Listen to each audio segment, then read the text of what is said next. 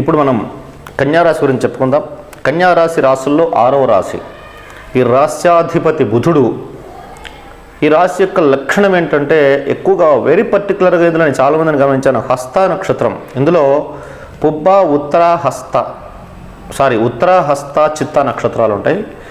ఈ హస్త నక్షత్ర జాతకులు ఎప్పుడు కూడా తమ యొక్క మనసు పరాధీనంలో ఉంటుంది వాళ్ళకి. అంటే వాళ్ళకి తమ యొక్క మనసు చెప్పిన దానికంటే ఇతరులు చెప్పేటువంటి ఆలోచనని ముందుకు వెళ్తూ ఉంటారు.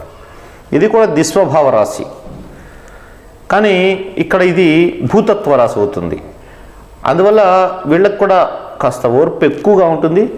సహజంగా కన్యారాశి జాతకులు చాలామంది చూశాను, వాళ్ళకి భర్తతో ఎక్కువగా ఇబ్బందులు వస్తూ ఉంటాయి.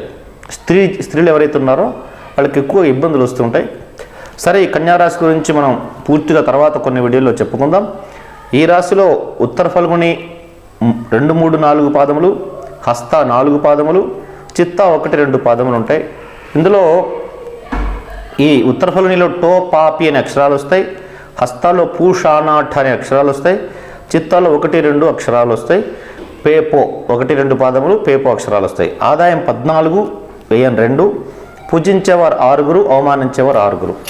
ఈ రాశి వారికి ఈ సంవత్సరం చూసినట్లయితే గురువు అంటే చతుర్థ సప్తమాధిపతి అయినటువంటి బృహస్పతి మే 14 వరకు భాగ్యస్థానమైనటువంటి వృషభ రాశిలోను, ఆ తదుపరి దశమస్థానమైనటువంటి మిథున రాశిలో అక్టోబర్ 18 వరకు, ఆ తర్వాత అక్టోబర్ 18 నుంచి డిసెంబర్ 5 వరకు ఏకాదశంలోను, తిరిగి డిసెంబర్ 5 నుంచి మళ్ళా దశమస్థానమైనటువంటి మిథున రాశిలో సంచారం చేస్తూ ఉంటాడు. అయితే ప్రస్తుతము కేతువు జన్మరాశిలోను, సప్తమంలో రాహు సంచారం చేస్తున్నారు. వీరిద్దరూ కూడా మే 18 తర్వాత రాహువు షష్ఠస్థానమైనటువంటి కుంభరాశిలోను, కేతు వ్యయ స్థానమైనటువంటి సింహరాశిలో సంచరిస్తూ ఉంటారు. అట్లాగే సప్తమ శని అంటే ఈ రాశికి సప్తమ స్థానం మీనరాశిలో శని సంచారం మొదలవుతుంది. ఈ విధంగా ఆలోచించినట్లయితే ఈ రాశి వారికి ఈ సంవత్సరం ఫలితాలు ఎలా ఉండబోతున్నాయో మనం చూద్దాం. ముఖ్యంగా దీర్ఘకాలిక గ్రహాలైనటువంటి ఈ స్థితి ఆలోచిస్తే వీరికి సంవత్సరం దాంపత్య సౌఖ్యం చాలా తక్కువగా ఉంటుంది. ఇది ఇప్పుడు మే 18 వరకు మాత్రమే సుమా, సంవత్సరం మొత్తం కాదు. మే 18 వరకు దాంపతుల మధ్య ఉండేటువంటి అభిప్రాయ భేదాలు ఎక్కువయ్యే అవకాశం ఉంది, జాగ్రత్తగా ఉండాలి. వ్యాపార భాగస్వాములతో కూడా చాలా జాగ్రత్తగా ఆచితూచి వ్యవహరిస్తూ ఉండాలి.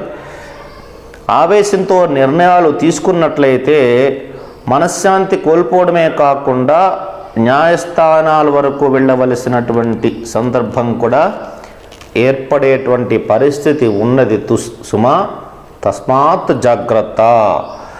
కుటుంబ సభ్యులతో కూడా చాలా జాగ్రత్తగా వివాదాలు రాకుండా చూసుకోవాలి. ఆదాయాన్ని అంటే తమకున్నటి ఆదాయాన్ని, ఇన్కమ్ని పెంచేటువంటి మార్గాలు అనేక రకంగా అన్వేషిస్తుంటారు. సప్తమంలో శని వలన తరచుగా మానసికంగా కొంత స్తబ్దత ఏర్పడుతుంది, కాస్త మంద బుద్ధి ఏర్పడుతుంది. చేసేటువంటి ప్రతి పనిని కూడా వాయిదా వేద్దాం, చూద్దాం, చేద్దాం, కానిద్దాం, రేపు, ఎల్లుండి అని ఇట్లా వాయిదాలు వేసేటువంటి మనస్తత్వం ఏర్పడుతూ ఉంటుంది. సప్తమ శని రాశికి దృష్టి పడుతూ ఉండడం వల్ల శరీరం కొంచెం బద్ధకంగా, కాస్తంత మతిమరుపుగా ఉండి ప్రతి పనిని కూడా ఆలస్యం చేయడం వల్ల కొన్ని ముఖ్యమైనటువంటి అంటే జీవితంలో మనం ఉన్నత స్థానానికి ఎదగడానికి కావలసిన మంచి అవకాశాలు వచ్చినప్పటికీ కూడా వాటిని చేజార్చుకుంటారు. కాబట్టి బద్ధకాన్ని వదిలేయండి, మీ యొక్క బుద్ధికి పదును పెట్టండి. మీ యొక్క ఉద్యోగ విషయంలో చక్కటి ప్రమోషన్ పొందటం, ఉన్నత ఉద్యోగానికి అవకాశాలు ఏర్పడడం, ఉద్యోగం లేని వారికి చక్కటి ఉద్యోగంలో ప్రవేశించడం మే 15 లోపల జరుగుతాయి. ఆరోగ్య విషయంలో కూడా ధనం అధికంగా ఖర్చమవుతుంది. ఉద్యోగ ప్రయత్నాలు చేసేటువంటి వారు ఖచ్చితంగా ఉద్యోగాన్ని పొందుతారు, కానీ అది అంత సులువు కాదు. తీవ్రమైన సాధన ద్వారానే ముందుకు వెళ్ళగలుగుతారు.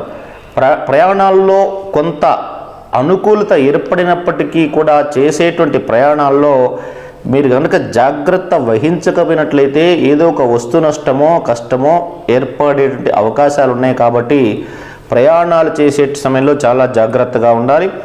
ఖరీదైనటువంటి వస్తువులు కూడా పోగొట్టుకునే అవకాశం ఉంది.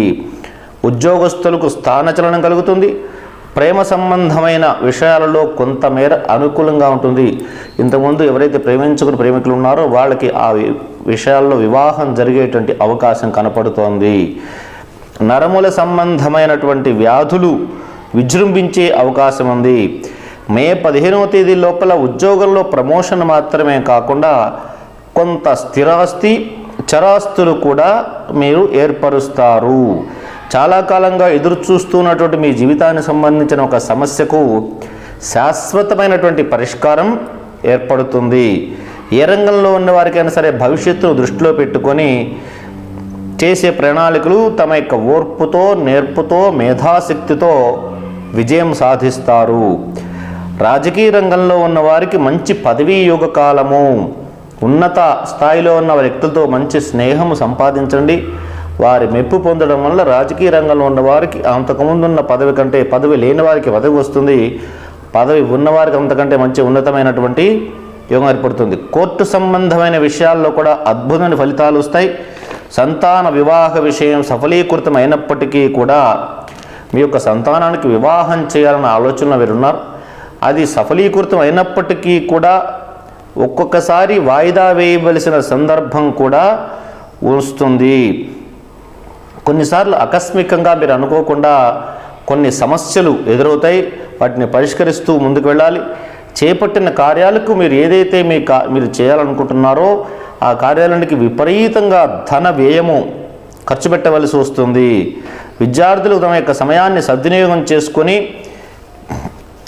పట్టుదలగా ఉంటేనే ఫలితాలు వస్తాయి.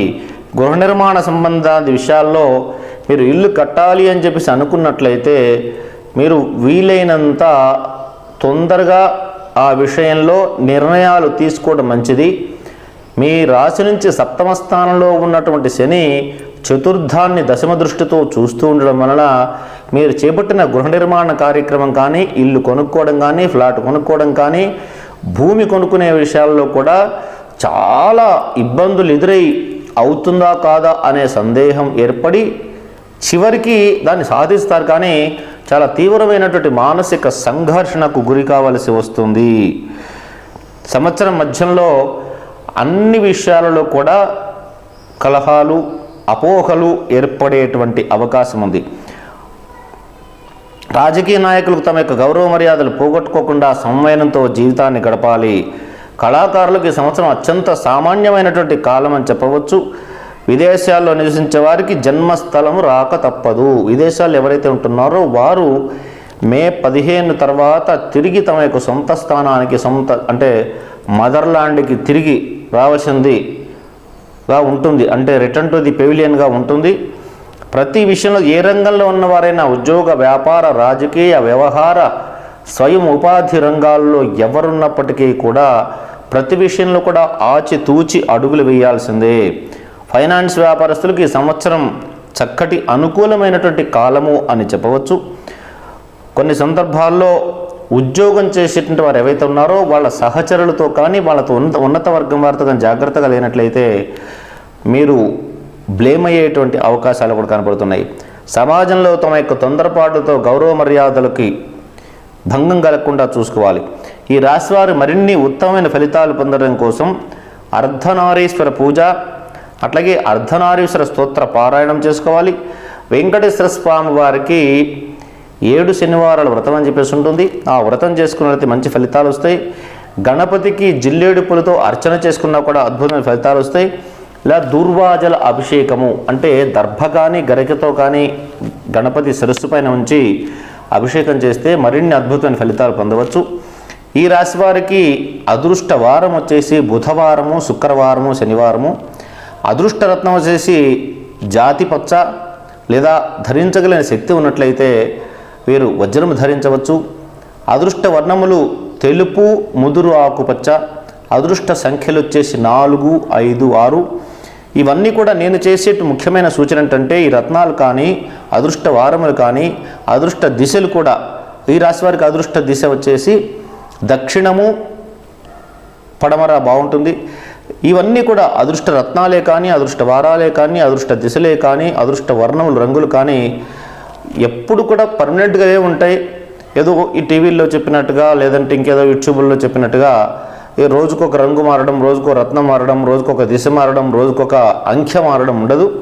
ఇవన్నీ ఈ సూచనలు పాటించినట్లయితే అద్భుతమైన ఫలితాలు కలుగుతాయి. మరొక ముఖ్యమైన సూచన ఏంటంటే ప్రతి రాశి వారికి చెప్పినట్టు కూడా మీకు కూడా ముఖ్యమైన సూచన, అష్టమ చంద్రుడు సంచరించేటువంటి కాలంలో అంటే ప్రతి నెలలో కూడా ఈ రాశి వారికి ప్రత్యేకించి అశ్వని, భరణి, కృత్తిక 3 నక్షత్రాలు సంచరించేటువంటి సమయంలో అంటే ప్రతి నెలలో చంద్రుడు ఆ 3 నక్షత్రాలు సంచరించేప్పుడు ఎలా తెలుస్తుందంటే ప్రతి నెలలో మీ దగ్గర పంచాంగం కానీ క్యాలెండర్ కానీ ఉన్నట్లయితే అశ్వని, భరణి, కృత్తిక ఈ 3 నక్షత్రాలు ఉన్నప్పుడు ముఖ్యమైన కార్యాలు వాయిదా వేయడం కానీ లేదా దాన్ని ఆ 3 రోజులు అసలు దాని గురించి పట్టించుకోకుండా ఉండడం మంచిది. ఎందుకంటే మాట దురుసుగా వచ్చి తద్వారా ఈ కార్యము విఘ్నం జరిగి తీవ్రమైన మానసిక సంఘర్షణ గురి కావాల్సి వస్తుంది. కాబట్టి అశ్విని, భరణి, కృత్తిక ఈ 3 నక్షత్రాలు ఉన్న రోజున మీరు చాలా జాగ్రత్తగా ఉండి మౌనం పాటించినట్లయితే ఎటువంటి వివాదాలు రాకుండా ఉంటాయి. ఇది ప్రతి నెలలోనూ పాటించాల్సినటువంటి నియమం.